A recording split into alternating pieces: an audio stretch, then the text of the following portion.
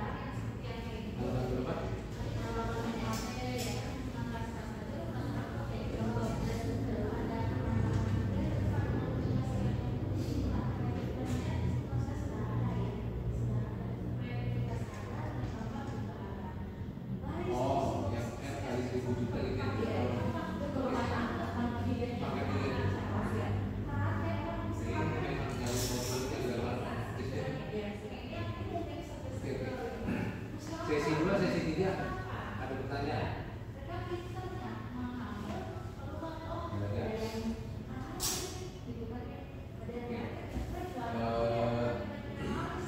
Saya cerita gini, kan kemarin kita udah tahu ya bahwa menghitung apa namanya value. Contohnya itu mulai dari perusahaan dulu. Jadi bukan dari proyek gitu. Nanti kita masuk ke value perusahaan. Kemarin proyek bagaimana kita untuknya, kita tarik semua cash flow-nya kan ke belakang. Kita adu sama pengeluaran kita di depan. Makanya kemarin itu kita ngebahas MVP.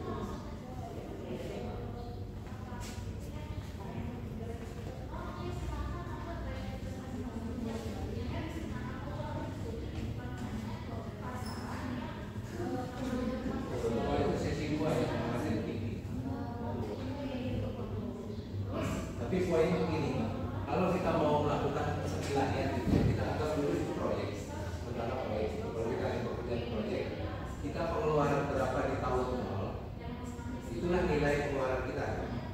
Tahun pertama kita akan dapat pendapatan dari proyek itu, kita NPV-kan ke tahun 0.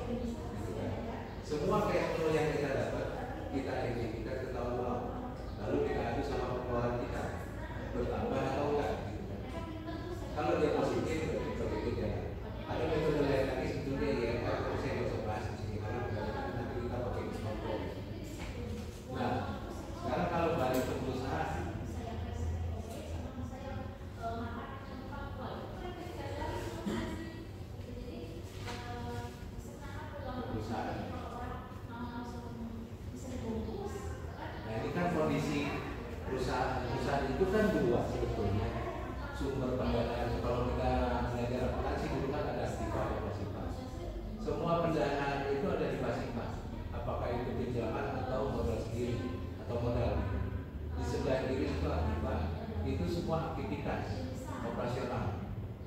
Jadi kalau kita mau restrukturisasi, kita perbaiki yang kiri atau perbaiki yang kanan. Aktifannya bisa kita perbaiki atau kita perbaiki sebelah kirinya, financingnya, pembiayaan. Nah, pembiayaan ini kan ada dua sumber. Oke. Pembiayaan ini kan ada dua sumber.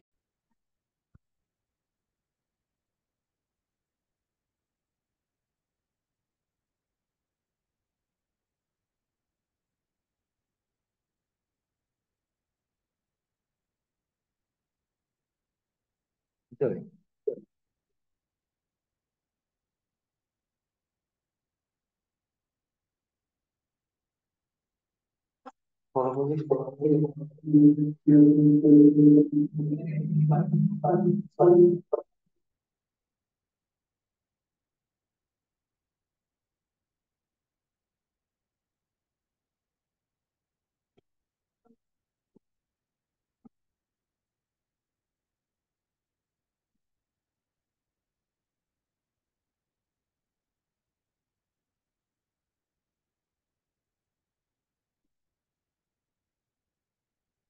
Oke.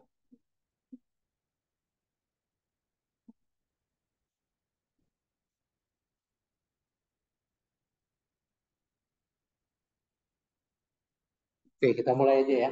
Selamat pagi. Tadi pertanyaan sampai mana tadi sesi 2? Sesi 2 modul 2.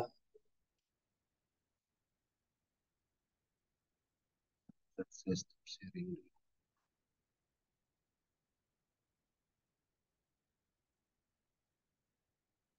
Heeh.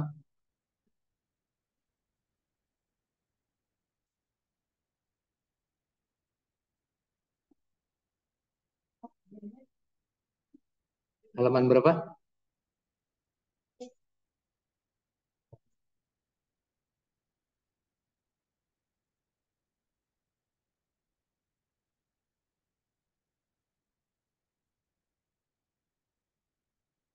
Oh, yang F kali 1.000 juta gitu ya, 3 tahun gitu. Oke, oke. Pangkat tiganya betul, betul. Nah ini nih memang nyalin modul ini agak lama waktunya buat modul. Oke, oke. Sesi 2, sesi 3 ada pertanyaan? Nggak ada? Oke. Saya pengen cerita gini kan kemarin kita udah tahu ya bahwa menghitung apa namanya value gitu ya. Contohnya itu mulainya dari perusahaan dulu. Jadi bukan sorry dari proyek gitu ya. Nanti kita masuk ke value perusahaan. Kemarin proyek bagaimana kita ngukurnya? Kita tarik semua cash flow-nya kan di belakang. Kita adu sama pengeluaran kita di depan. Ini kalau ada spidol, hanya kemarin itu kita.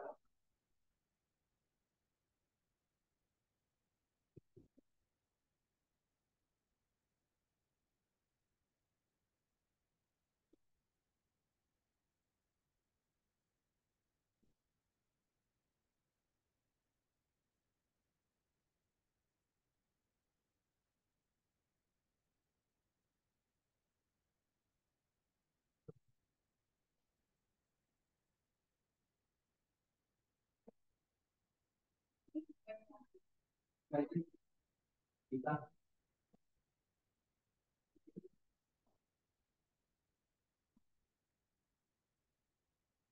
nah, pakai materi aja deh.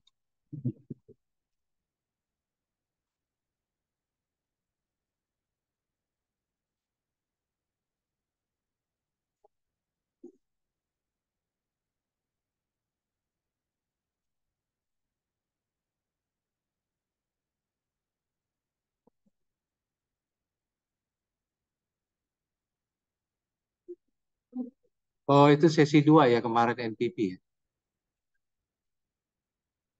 Tapi poinnya begini, kalau kita mau melakukan penilaian gitu ya, kita anggap dulu itu proyek, sementara proyek gitu. Kalau kita ada pekerjaan proyek, kita pengeluaran berapa di tahun nol, itulah nilai pengeluaran kita kan.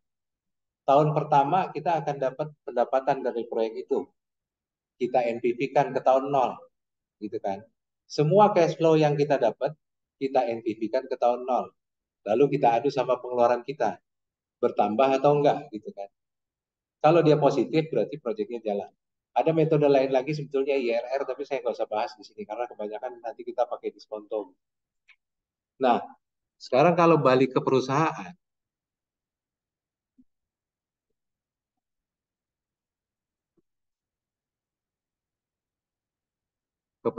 ya.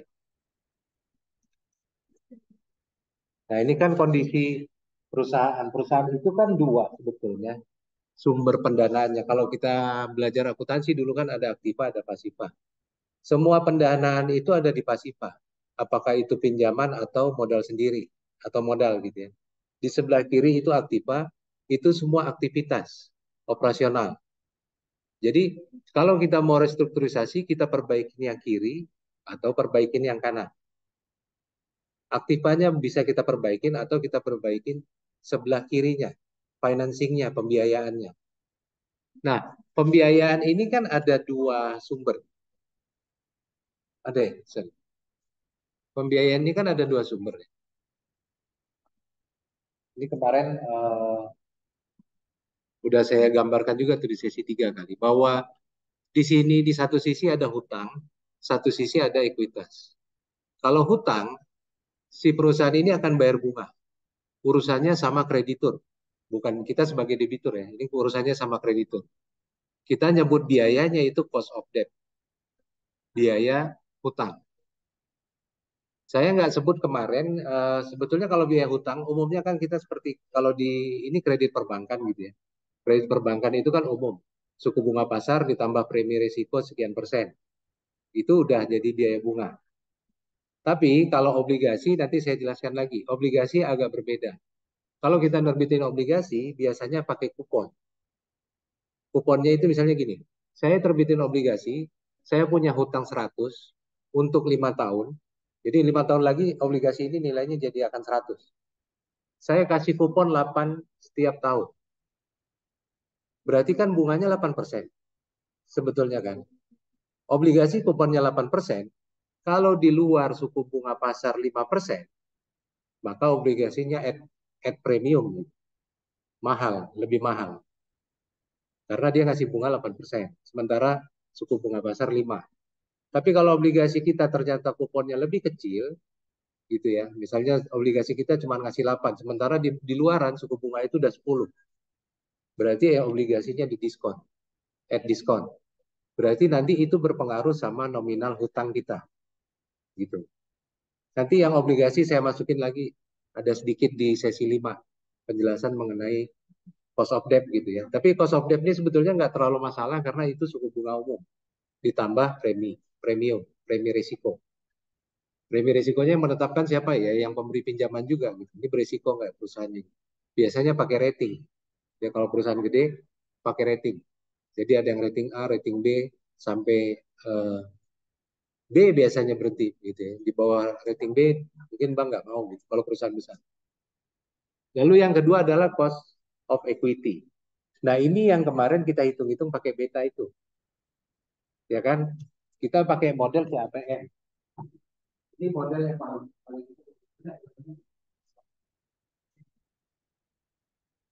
ini bisa dipakai. Ini cost of equity. Cost of equity kan isinya risk free, suku bunga bebas risiko. Yang jelasin waktu itu ini bisa jadi misalnya obligasi pemerintah.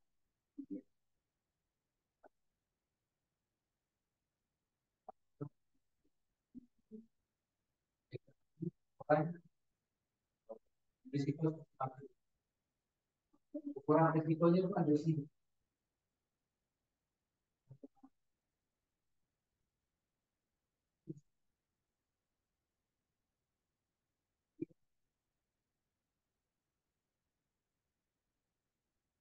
Yang berkekuatan bekerja yang kita mungkin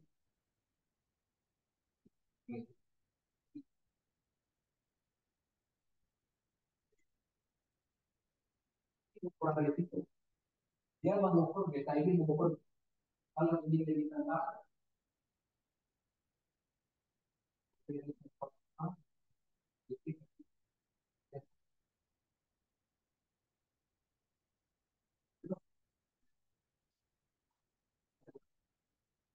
dia sama dengan ini. Tapi kalau dia lebih besar, satu dengan dia lebih berubah. Itu berarti lebih satu. Yang mana yang tulisannya di hari ini kalau dia spesifik bisa pasti. Jadi itu kan ada juga.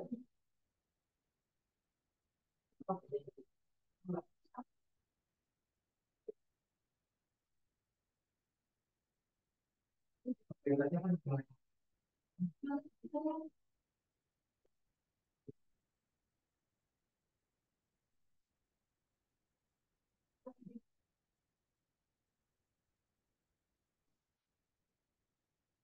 kalau ada yang biasanya kemarin negatif,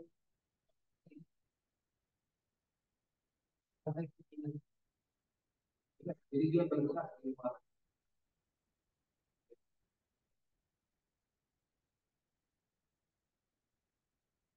Itu jadi kita tahu maksudnya di sesi 5 nanti saya kasih dan sekaligus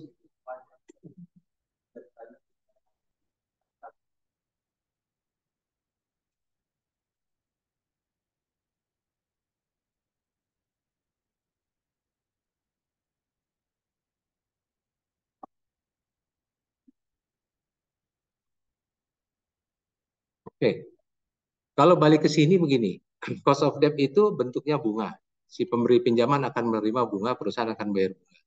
Cost of equity itu bentuknya apa? Sebetulnya sisa cash flow. Cash flow yang diberikan, ditambah dividen. Jadi kalau kita pegang saham perusahaan itu kita biasanya dapat dividen kan setahun sekali atau setahun 2 kali gitu. Dapat dividen dan cash flow. Jadi kalau saya gambarin sebetulnya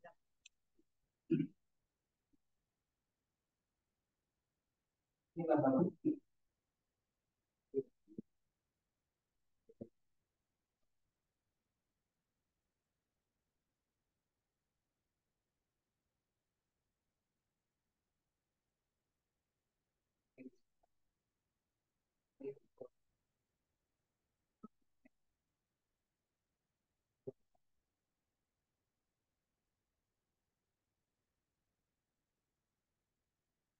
flow itu dari mana? Ini yang cash flow. Sebetulnya cash flow itu kemana sih akhirnya? Cash flow ini bisa dibagi dua. Bisa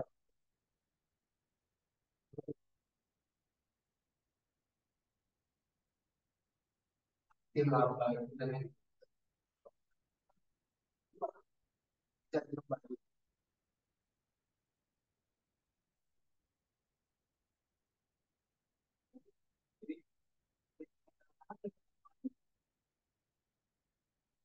Jadi ini juga ini kalau kita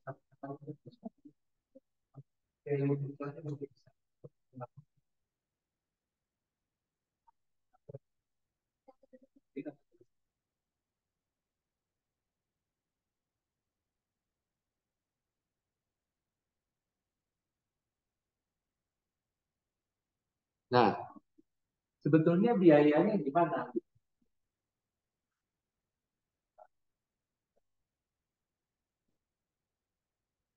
Kita ingat kalau KE itu biaya equity. Rumusnya pakai apa? Pakai CAPM. Kalau cost of debt biasanya udah dari soal muncul gitu kan, dari sekian. Tapi ada yang namanya equity.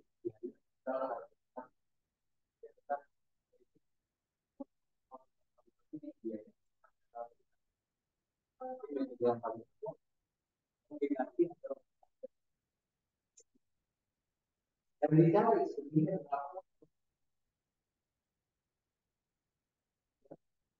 berikan biaya paling kecil. Berikan biaya paling kecil. Apakah dengan ekuitas semua lebih murah? Belum tentu. Secara rata-rata, empirisnya 40% utang itu yang paling. Makin kecil dia, value perusahaannya makin besar. Karena ini menggunakan diskontum. Diskontum cash flow perusahaan. Yang tinggikan pakai apa? Pakai Kalau makin kecil, kalau kita boleh kan ini ada satu kali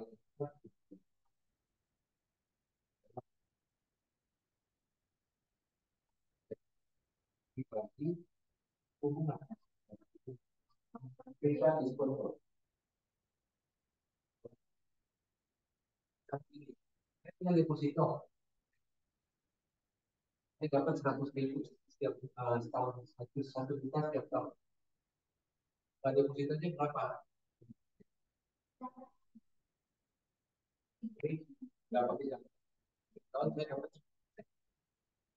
banyak itu nominal deposito saya berapa? Kan tinggal ini dibagi 10 juta. Inilah nilai nominal deposito. Proyek itu kita perkirakan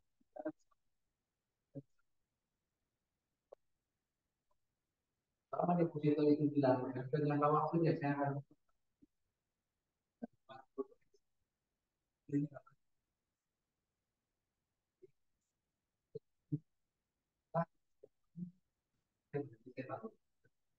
berapa kali deposito saya?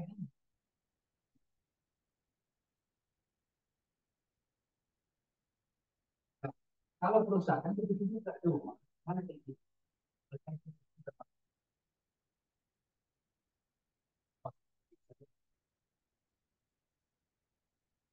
Yang di sininya apa?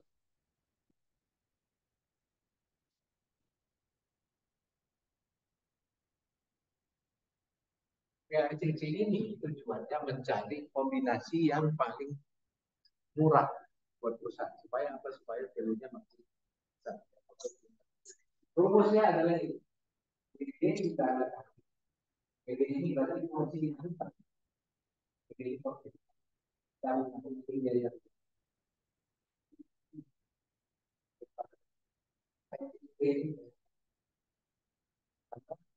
berarti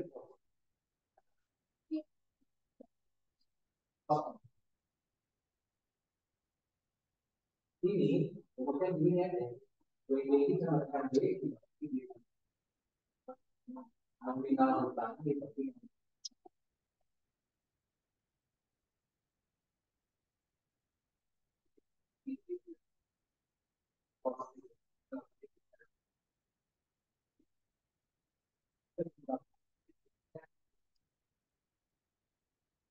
kami kok berarti beda buku, ketemunya ini RD, ketemunya ini KD gitu.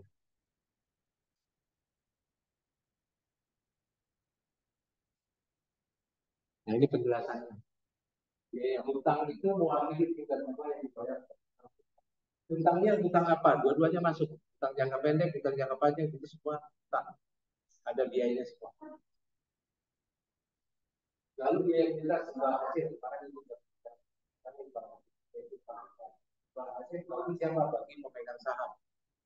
Kalau imbal hasilnya lebih rendah dari ekspektasi dia, dia bisa tempatkan di perusahaan lain. Makanya kita itu pakai SCHPN. Di industrinya udah diukur tuh pakai SCHPN.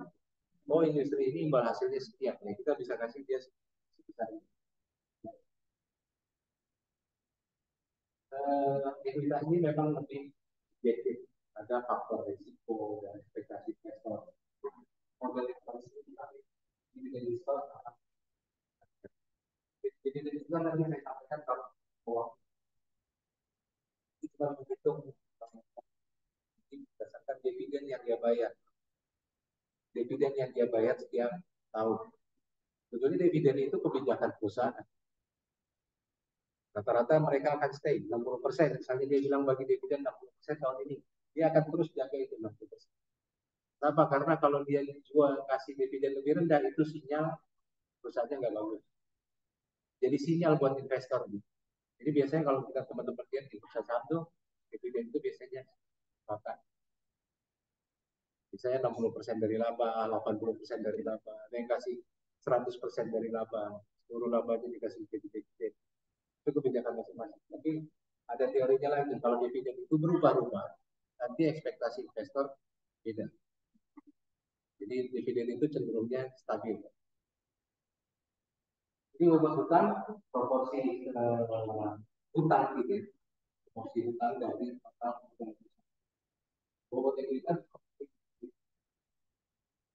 yang kemarin.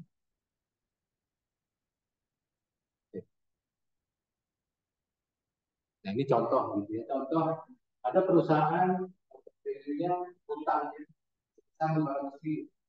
Kalau teman-teman misalnya market value dari hutang ya segitu. Nominalnya itu sama biasanya kalau hutang. Yang tertulis di neraca itulah market value-nya. Karena hutang kan nggak ada diskonto apa-apa kan. Beda sama ekuitas. Harga saham di luar bisa jadi lebih mahal. Jadi yang digunakan market value. Yang digunakan adalah market value dan market value ekuitas. Sama-sama 500 ribu. Nilai pasar hutangnya 500 ribu, nilai pasar ekuitasnya 500 ribu. Biaya hutang 8%, investor mengharapkan return 12%. Jangan bingung ya kalau disebut ini return ya. Ini jadi biaya kalau dari sisi perusahaan. Jadi cost of equity. Tapi kalau dari sisi investor, ini bentuknya return. Expected return. Expected return-nya 12%. Pajak 35%. Maka ya, jadi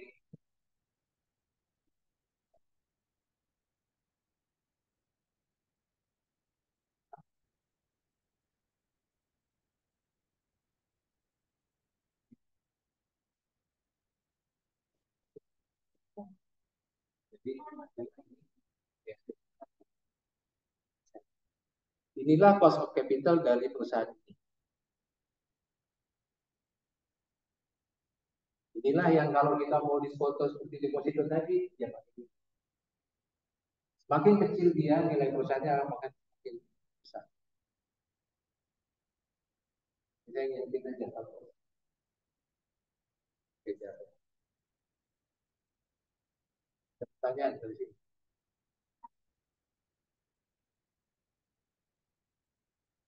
Jadi kita tuh selalu berusaha menekan cost of capital. Dua kan yang diperbaiki kan. Dan di sisi neraca, sisi kanan pasifah yang kita perbaiki cost of capital beberapa supaya paling rendah. Kalau sebelah kiri itu operasional. Gimana operasional itu semakin menguntungkan. Caranya gimana nanti itu cuma teoritis saja. Maksudnya ada beberapa aset-aset yang idle mungkin kalau dia nggak menghasilkan bisa dilepas dan yang nggak berkaitan dengan operasional. Tapi yang paling penting sebetulnya ada di sisi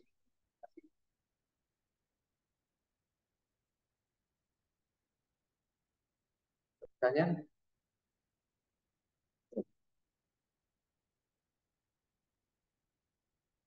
Nah ini beta. Ini saya nambahin sebetulnya dari bukunya Samudra. Kalau tadi saya ingin beta itu sebetulnya beta itu berbeda. Berbedanya gitu. Ada perusahaan yang punya hutang, ada perusahaan yang tidak punya. Itu karena ini, karena beta itu kan mengukur hasil investasi. Nah, beta ini sebetulnya dipengaruhi oleh tiga variabel. Satu jenis usaha. Kalau usahanya itu sensitif terhadap market, terhadap perekonomian, contohnya apa? Developer, properti, itu kan semua hutangnya jangka panjang. Ada inflasi, mereka susah untuk menjual produk-produk itu. Oke, begitu juga. Taruh dengan kurs. Itu kan mempengaruhi beta dia. Karena kalau perusahaan-perusahaan fast moving, seperti makanan, gitu ya, garis, itu biasanya nggak sensitif, itu kebutuhan umum. Biasanya nggak terlalu sensitif terhadap kondisi ekonomi. Yang kedua, yang mempengaruhi beta itu representasi. Representasi itu maksudnya gini, kalau perusahaannya itu banyak utang yang sifatnya jangka panjang, punya biaya tetap, punya fixed cost. Biasanya leverage-nya berbeda dengan perusahaan yang nggak punya fixed cost yang besar. Jadi struktur perusahaan, pembiayaan perusahaan itu sendiri berbeda. Yang ketiga, leverage Artinya kan kalau semakin besar, kan kalau kita lihat yang menanggung resiko itu kan si pemegang saham. Yang resikonya lebih kecil itu kan hutang. Kalau dia apa, hutangnya lebih besar, nanti variasi resikonya lebih banyak ditanggung sama si pemegang saham. Saya cuma mau nyampein rumusnya ini. Beta itu berbeda, beta perusahaan yang punya energi listrik, beta listrik sama dengan beta angin.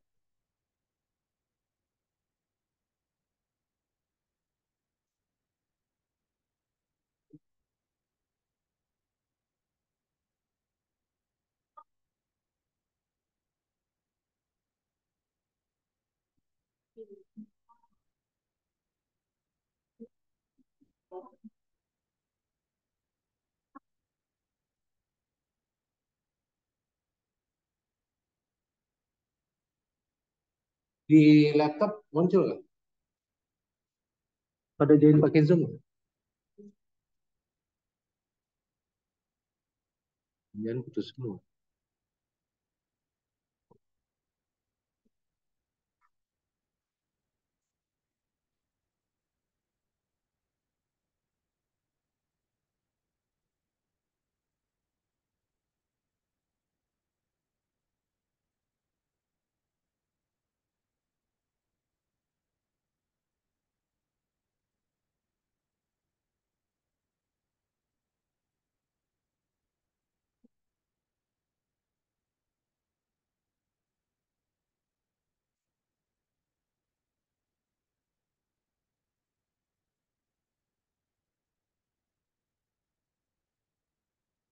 Pakai Zoom di laptop dulu ya sebentar yang ini.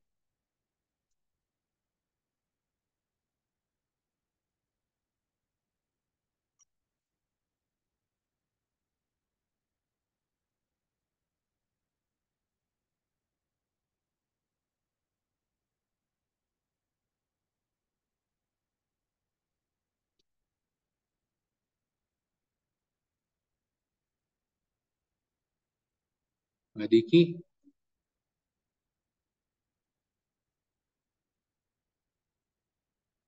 deh, udah di record sih, udah di jalan di record tadi.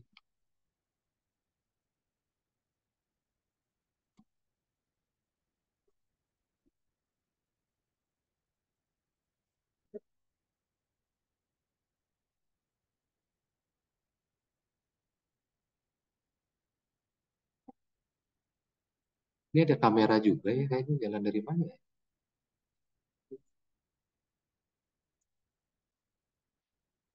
Gak apa-apa, udah biar biar. Ya.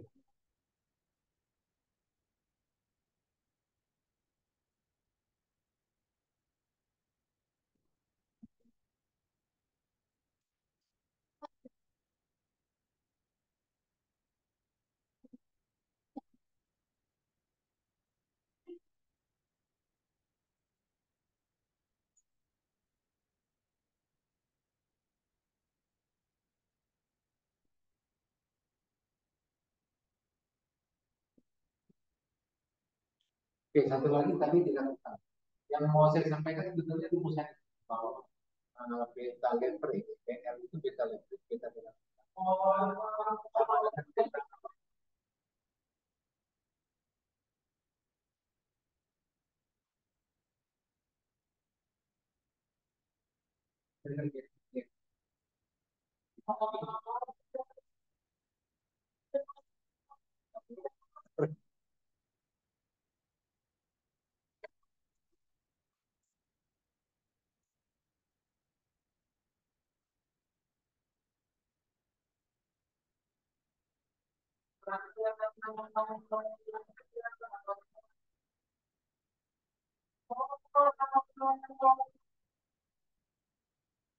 Oh, di sini udah ada kamera.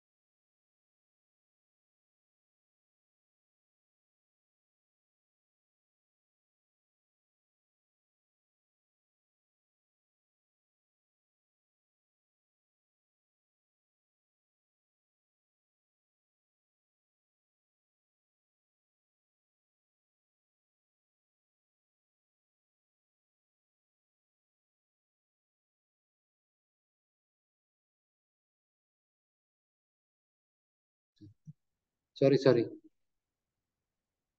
Terus struktur modal itu juga tidak statis, jadi bergantung pada kondisi. Jadi merubah struktur modal itu sebetulnya bukan mudah gitu ya, nggak gampang.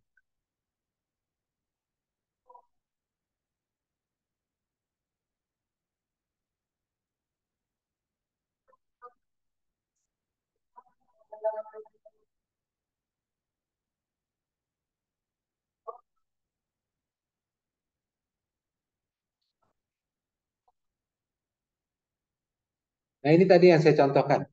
Bagaimana sih kita memvalue aset sama seperti kita memvalue project. Bagaimana kita melakukan value untuk perusahaan, kita sama seperti memvalue suatu aset.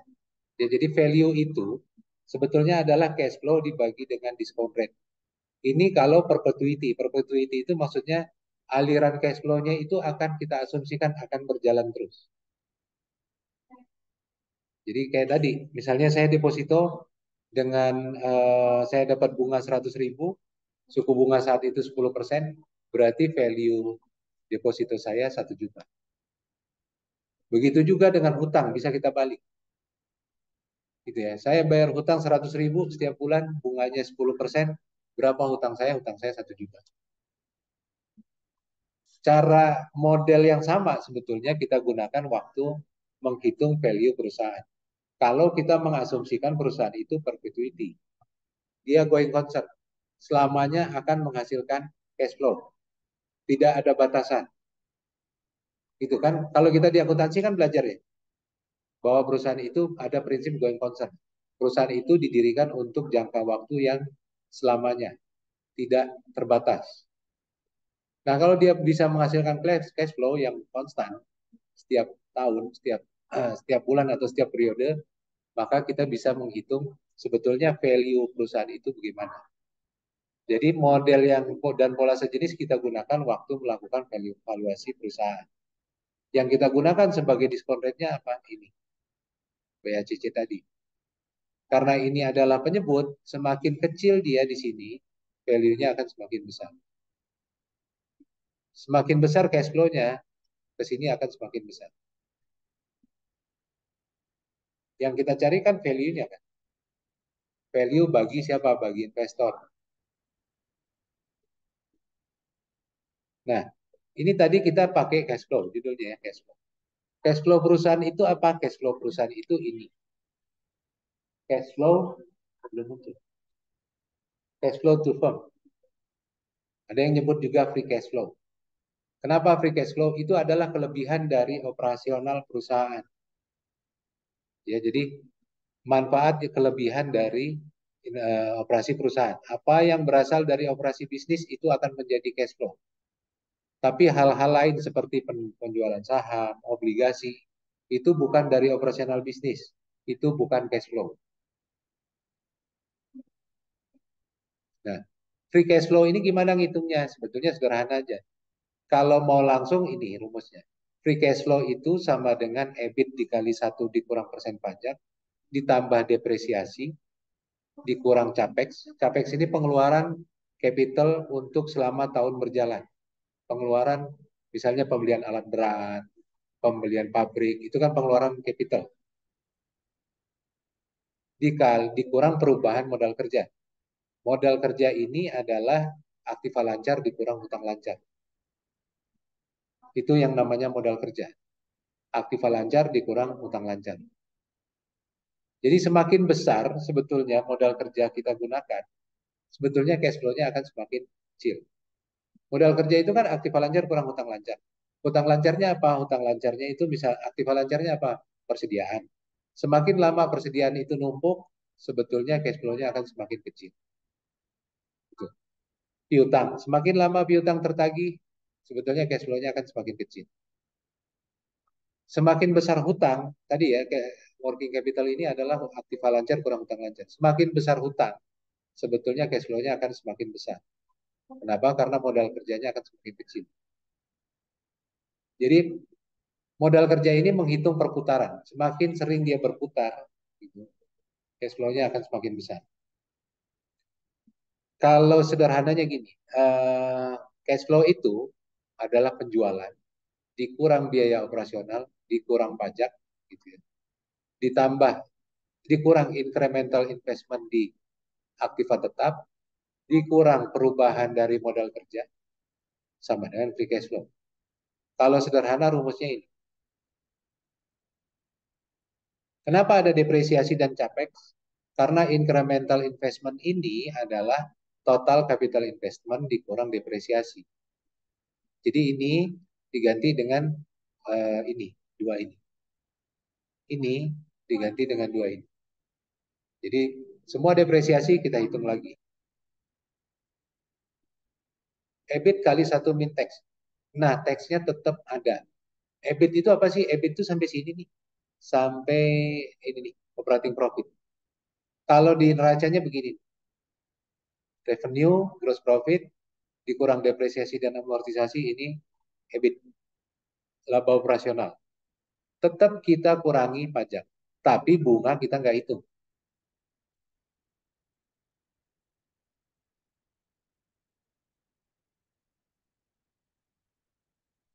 EBIT dikurang dengan biaya bunga, ini akan menjadi earning before tax. EBIT gitu ya, dikurang bunga akan menjadi laba sebelum pajak. Kurang pajak menjadi laba bersih. Yang kita ambil adalah EBIT. Berarti bunganya belum masuk kan. Tapi pajaknya dibayar. EBIT dikali 1 min tax, berarti pajaknya kita bayar. Ditambah depresiasi, dikurang capex, pengeluaran investasi selama tahun berjalan, dikurang perubahan modal kerja. Nanti contoh yang ini di sesi berikutnya ya, contoh detailnya gitu. Ini saya kasih contoh yang sederhana dulu, masih yang perpetuity. Berarti ini asumsinya perusahaan ini menghasilkan cash flow tetap ya. Sekarang kita coba. Ini ada perusahaan namanya PT Yugen gitu ya. PT Yugen ini eh, sekarang dibiayai seluruhnya oleh utang, oleh ekuitas. Berarti dia nggak punya utang. Cost of debt-nya nggak ada, nol kan berarti. Cost of equity-nya 12%, kita nggak hitung lagi. Sudah dapat 12%. Perusahaan ini ke depan, exit-nya itu 40 Jadi perusahaan ini akan menghasilkan cash flow 40.000 setiap tahun. Bisa dijamin begitu ya. Perpetuity. Gak ada naik turun, gak ada, pokoknya dia akan kasih. Saham yang beredar 9.900 lembar. Jadi ekuitas dia yang kita gitu ya. Ekuitas itu dibagi dengan 200. 9.900 lembar saham. Pajak 40%, return market tadi untuk CAPM tadi ya. Return market sudah di history rate-nya 12%. Ini berkaitan dengan apa? Dengan beta. Terus beta unlevered-nya 1.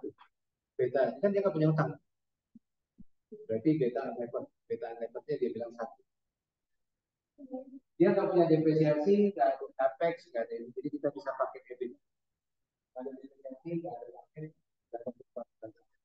Ini supaya simple gitu. Jadi kita bisa pakai EBIT. Karena kan kalau tadi kan rumusnya kan ada perubahan modal kerja, ada perubahan capex sama depresiasi gitu kan. Ini nggak ada. Jadi kita bisa pakai EBIT. Sekarang perusahaannya mempertimbangkan nih, saya mau ubah struktur modal. Saya mau pakai skenario ini. Saya mau pakai utang 0%, apa 1%, 10% sampai 60%. Dia udah tanya, berapa cost of debt-nya untuk masing-masing. Dan dari sana, jadi mau dikasih 1%,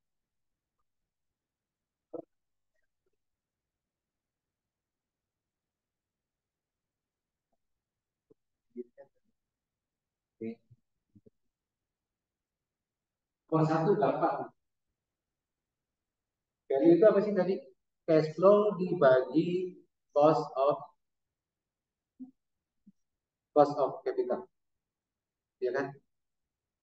Cost of capital itu adalah WD dikali KD ditambah KE dikali WD. KE dikali WE.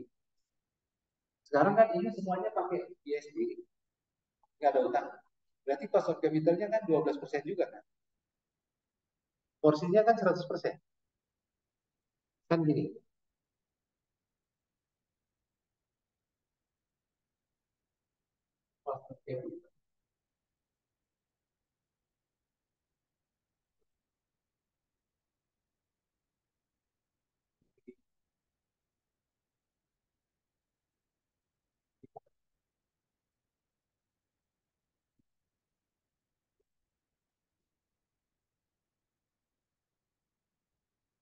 Karena dia nggak punya hutang, ini berarti sama. Tapi kalau kalau kreditan berarti sebetulnya kategori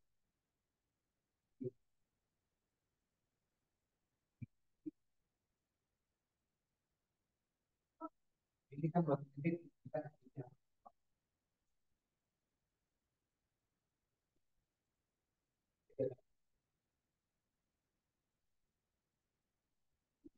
apa?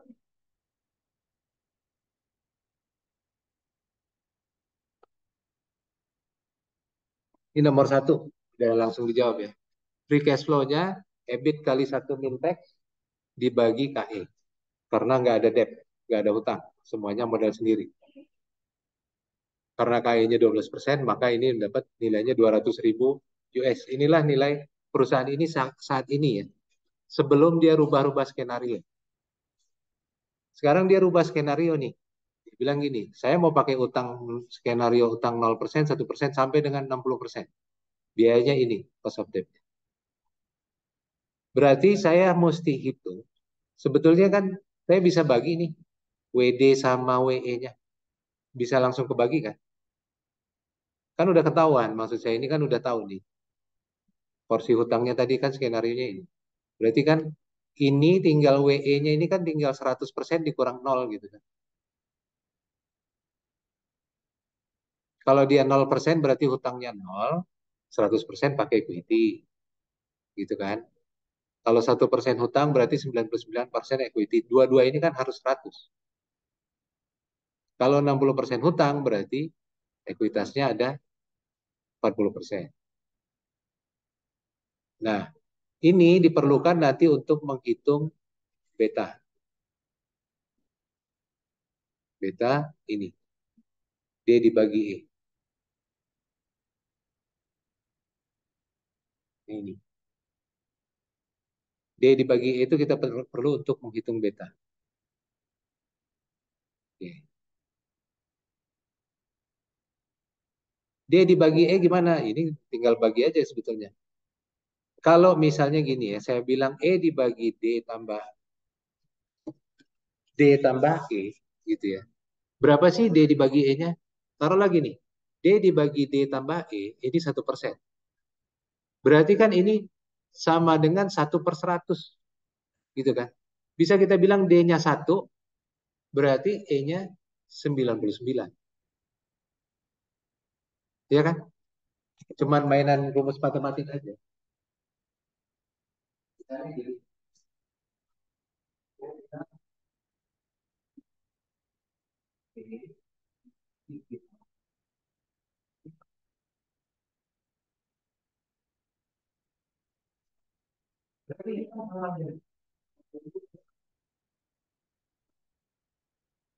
Ini kan D, ini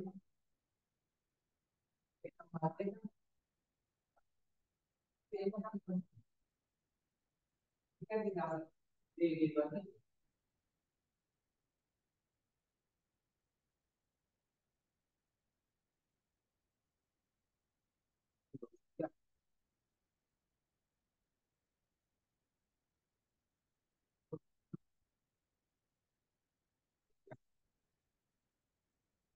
Kita pakai Excel aja. Ya, share Excel-nya aja. Tapi menghitung D dibagi E-nya seperti itu.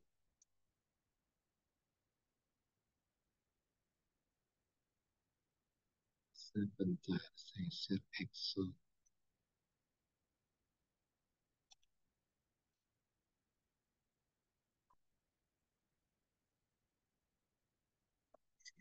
Baik, mana?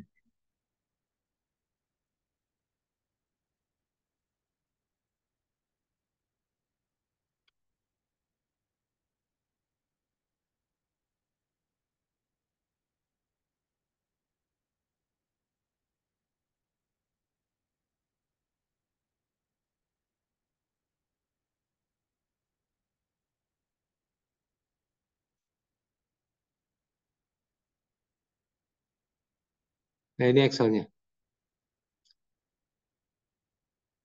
Di ini skenario-nya tadi 0 sampai dengan 60, WD-nya, WE-nya berarti kan tinggal 1 dikurang WD. Lalu D dibagi E-nya sama dengan ini. Ini B4 dikali 100 dibagi dengan 100 min B4 kali 100. Ini sebetulnya untuk persennya aja, untuk menghilangkan persennya. Saya pakai 100. Nggak dikali 100 mungkin juga bisa. Tapi rumusannya tadi kayak gitu ya, logikanya ya. Nah, sekarang beta unlevered. Ini dari soal. Beta unlevered dia bilang 1. Beta saya nggak punya hutang, itu adalah 1. Semuanya 1. Beta saya punya hutang, ini. Kita pakai rumus yang di PowerPoint tadi. Rumusnya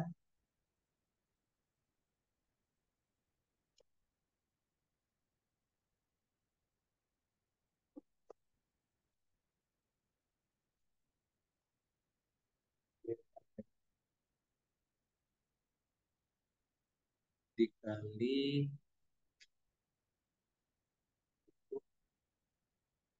apa? Dikali D dikali.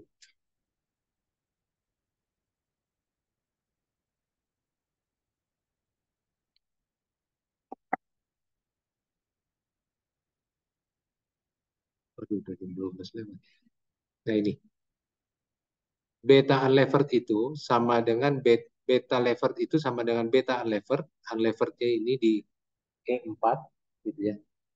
Dikali 1 ditambah 1 minus tax. Taxnya tadi 40%. 40% dikali dengan D4.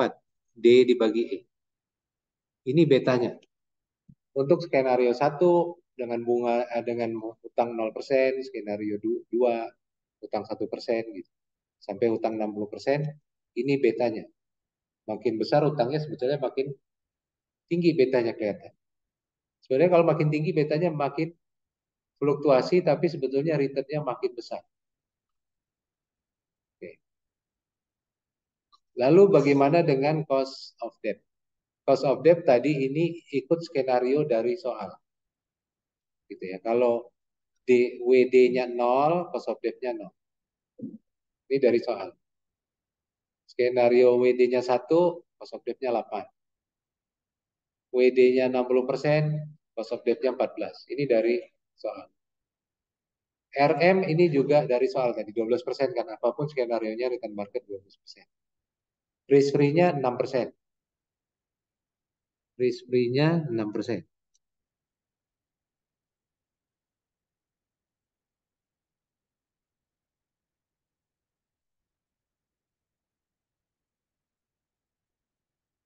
Sorry, di sini masih saya tulis, di PowerPoint saya tulis masih 12. Salah ketik. Tapi risk free-nya 6%. Ntar PowerPoint yang di siakat saya rubah lagi deh.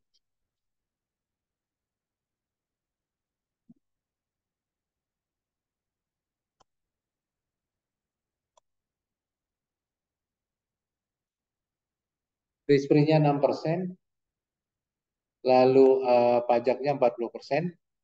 Berapa cost of equity-nya? Kita pakai CAPM.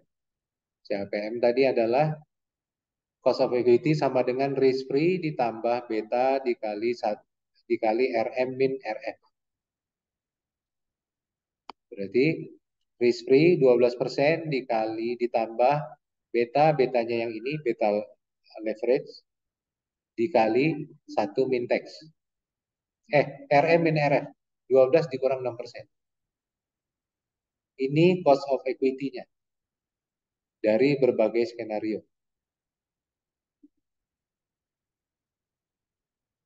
Sekarang berapa cost of capital-nya? Inilah dia WACC-nya. Jadi WACC kan WD dikali KD ditambah WE dikali KE.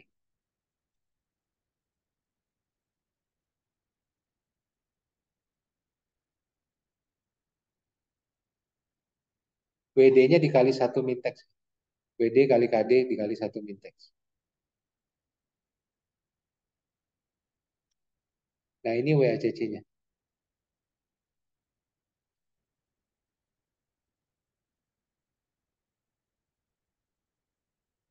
Udah dapat nih WACC-nya. Sebetulnya WACC paling rendah di mana? Di porsi hutang 40%. Ya kan dari berbagai skenario tadi gitu ya. Begitu dia tadinya misalnya hutang 0%, cost of capitalnya 12. Begitu dia naikin hutangnya 20%, cost of capitalnya 11,3. Kalau 40% menjadi 10,8. Tapi manfaat itu akan berkurang kalau lebih dari 40. Jadi beda-beda kasus itu. Begitu dia lebih dari 40%, jadi 11,1. Jadi lebih mahal. Lebih dari 60%, dan itu menjadi 12%. Sebetulnya benefit pajaknya itu makin berkurang. Tadi yang saya bilang, ada benefit pajak. Nanti saya singgung sedikit. Makin berkurang kalau hutang kita makin besar. Kalau hutang kita makin besar, nanti akan mulai perusahaan itu mengalami financial distress. Nanti kita di sesi keberapa ada belajar sedikit. Ada kemungkinan mengalami financial distress. Kemungkinan tidak sanggup bayar hutang. Itu kalau di bursa, saya lihat hutang perusahaan itu ngeri-ngeri, gede-gede banget. Gede-gede banget hutang. Tapi mereka pakai debt to equity. Debt to equity ratio. Berarti D dibagi E. Ini nih. Mereka ada yang 80%. Gitu.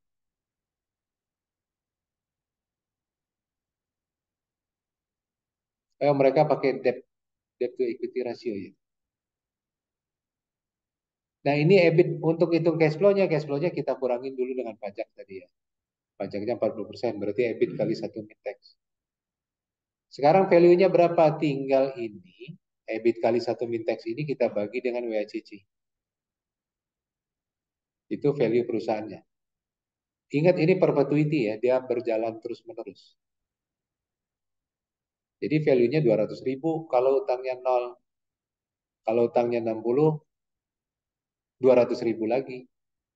Tapi kalau utangnya 40, ini value yang paling tinggi. Diperoleh pada saat porsi hutang ada di 40%.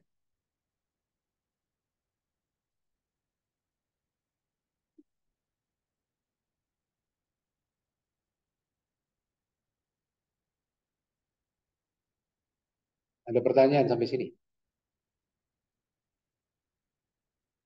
Nggak ada ya? Nah, inilah dia sebetulnya optimal capital structure. Optimalnya berapa? Pada saat utang 40%. Pada saat itu WACC-nya paling rendah, pada saat itu value perusahaannya paling tinggi. Nilai perusahaannya paling tinggi.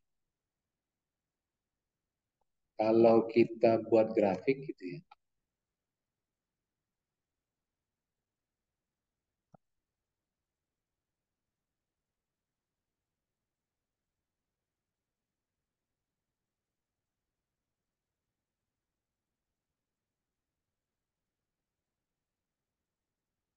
Nah ini nih.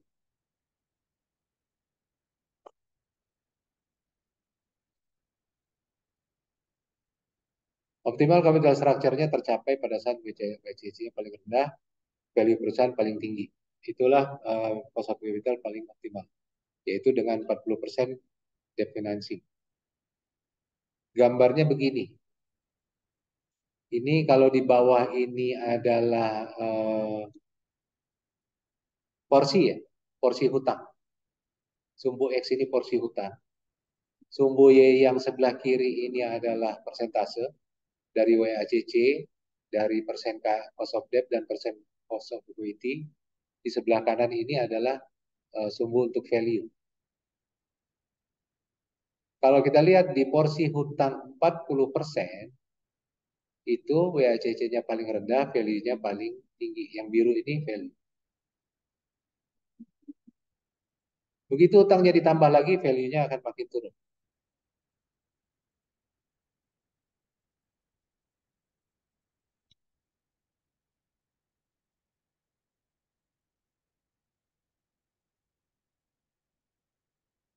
Oke. Nah, itu pertanyaan 2 sampai 6 tadi.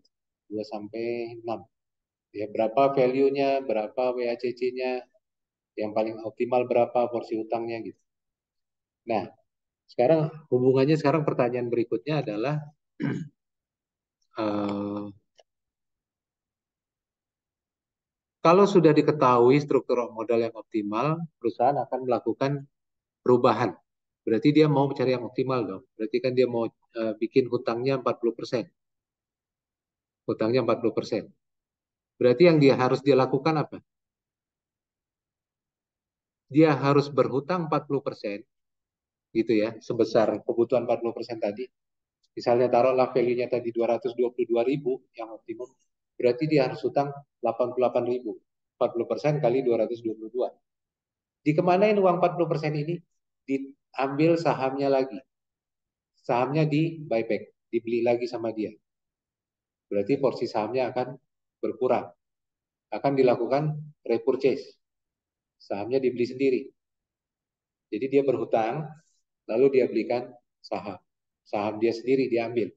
Istilahnya ditarik dari market gitu ya. Di repurchase.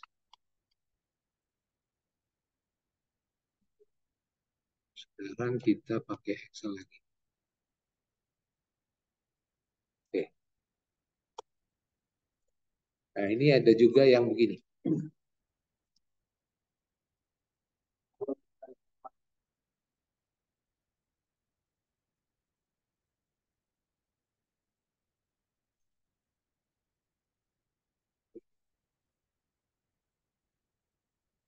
Kita value perusahaan kita juga bisa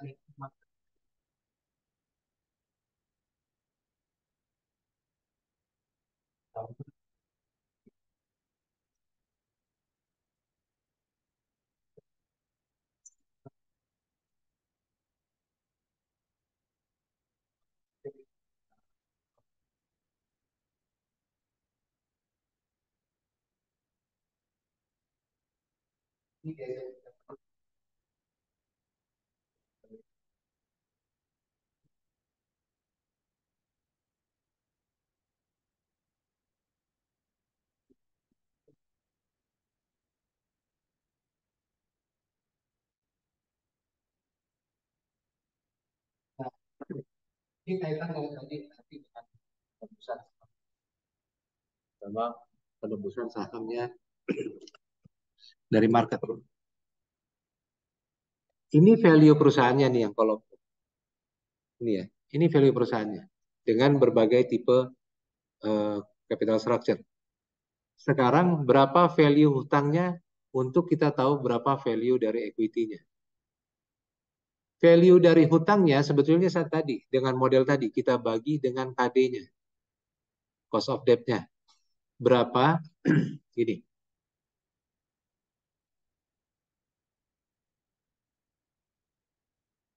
Oh, sorry. Value dari hutangnya cuma kita kali persen aja sebetulnya. Kita kalikan dengan WD-nya